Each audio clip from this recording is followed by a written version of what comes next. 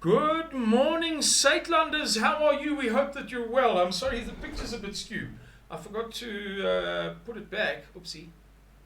After fiddling with it for another video. That should do, huh? Roughly. It's not perfect, but we don't want to faff all day. Guys, how are you? We hope that you're well, man. We hope that all is well with you, with your people, with your groups, regions, provinces in this difficult time. I think now that there are few people who will disagree if we say that it is apparent that South Africa is heading for a severe crisis. That things cannot go on the way that they are going without severe repercussions. In years gone by, one could have made the argument that, for instance, it was an absurd argument even at the time, but one could have made the argument that Cyril Ramaphosa is a great guy and he's going to do good things and we're all going to live happily ever after. Now, one cannot make that argument, or similar arguments pertaining to anything of the governance of South Africa, and by implication, the economy, and by implication, social stability, by implication of governance,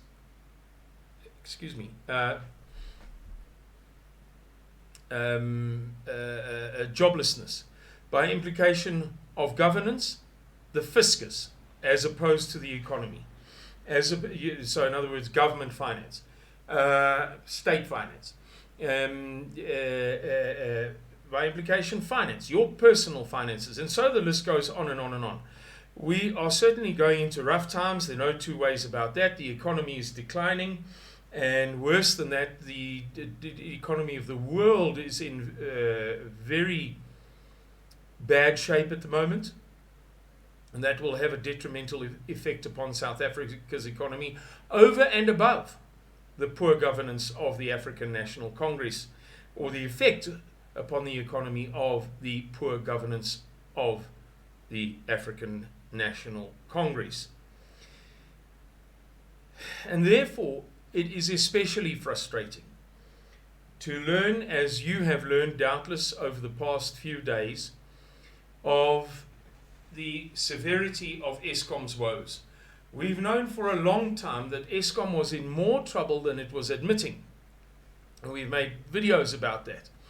We've made all sorts of videos describing things that we'd learned about internal problems at Eskom, the severity of their inability to produce, how much of their production capacity, generation capacity, was offline. We did a video in which we described to you what is Eskom's generation capacity if you include Kahora Bassa and you include the pumped storage schemes when they're relevant, and you include alternative energy such as solar generated energy, solar generated electricity and wind generated electricity when they are relevant. And we demonstrated to you that when Eskom says that it can't develop and distribute, get to you, let's say 20,000 megawatts of power, and it says that it's 3 or 4 megawatts short. That's absolute rubbish.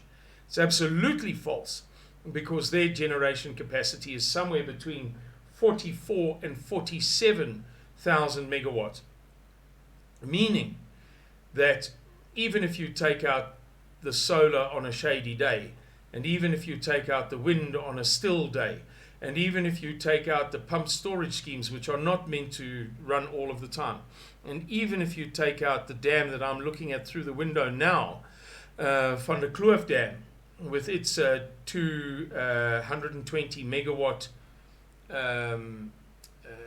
turbines that only run for a couple of hours in the morning and a couple of hours in the evening, even if you take all of those out and you take out planned maintenance, the truth is more like that Eskom should be able to deliver to us at any given time, under any circumstances, I speak as a layman, but something like 30 to 35,000 megawatt at the very, very least.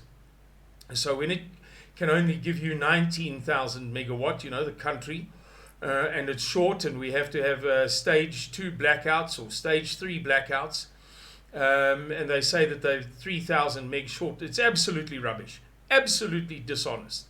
They should at any time be able to provide a minimum, after all of the generous exclusions that we've already made, 35,000 meg. So when one reads, as one does, that as they put it in news24.com, Eskom staff arrested for spares fraud, while 100 million in fuel is stolen monthly from power station. Pay close attention. This is one single power station. Let's see if we can't bring it up here. What are we doing? There we go. It should come. Whoopsie. I don't know why. Let's have a look here. There we go, everybody. Sorry for that little blackout. Eskom staff arrested for spares fraud, while 100 million in fuel is stolen monthly. And there you see a photograph including a signboard indicating Tutuga power station. The Tutuga coal-fired power station in Mpumalanga. 2 Eskom employees and a supplier to the utility have been arrested and charged with theft, fraud and corruption. Eskom has also uncovered an oil crime syndicate which has been stealing large amounts of fuel. The Eskom employees were released on 5,000 rand bail each, while 4 other suspects are expected to be arrested in the next week, Eskom said. 2 Eskom employees and a supplier to the utility have been arrested and charged with theft, fraud and corruption related to the disappearance of spares at the Tutuga power station valued at hundreds of millions of rand. So just as we are in a power crisis involving largely maintenance and spares and replacement and parts and similar words, synonyms, so we discover that it is Eskom employees, doubtless deployed cadres of the African National Congress, stealing the spares required to keep the power station running so that you and I can have electricity. It goes on to read, meanwhile, Eskom has also uncovered an oil crime syndicate which has been stealing large amounts of fuel. To put it mildly, listen to this. According to an Eskom statement, 2 of its employees were arrested at Tutuga power station in Mpumalanga on Thursday and appeared in the Standerton Magistrates Court on Friday. An Eskom supplier has also been arrested as a suspect in the case on Friday. And then it reads, all 3 suspects were charged with fraud, theft and corruption, in which hundreds of millions of rands in goods and services have been paid by Eskom and such have not been delivered or rendered at the power station. Okay. They're released on 5,000 rand bail each. Lovely. Then they write, Eskom also uncovered that a syndicate is stealing approximately 100 million rands worth of oil per month from the Tutuga power station. Per month.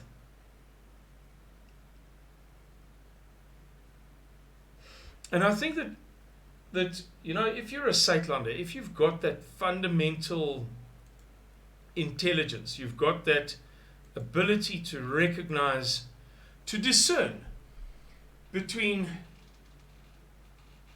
hamburgers and bull dust,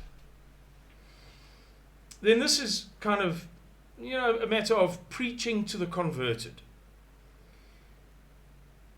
You don't need to hear this. But it's important that we sustain the narrative on our YouTube channel so that over time, as people become persuaded of the very obvious, as our friends, as our kith and kin, slowly begin to apprehend, to grasp,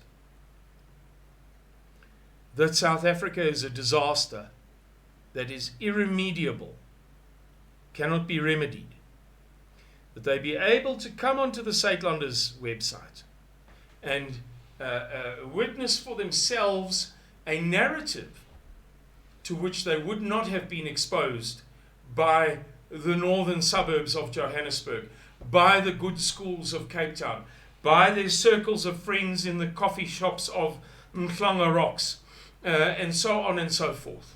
A narrative which will be largely unfamiliar to them, because nobody tells the truth except very late.